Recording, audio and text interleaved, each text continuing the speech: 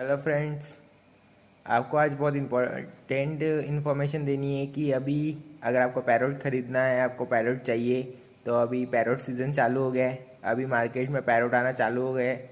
इधर तो हमको दिख रहे थे पैरोट। अभी रेट 1-1.5 महीने का 500 रुपये का है और 2-4 महीने का 700 रुपये का, ऐसा कुछ रेट चल रहा है। अभी पैरोट्स आना चालू हो गए, फरवरी तक पैरोट्स आपको मिल सकते हैं मार्केट में। आप चेक कर लीजिए, अगर आप पहाड़ी इलाकों में रहते हैं तो वहाँ पे पैरोट्स अभी आना चालू हो गए होंगे। ये अलेक्जेंडर पैरोट का सीज़न चालू हो गया है अभी। अगर आपको भी पैरोट्स ख़रीदना है तो अभी आप तुरंत जाके अपने मार्केट में चेक करिए, अगर आप पहाड़ी इलाकों में रहते हैं तो।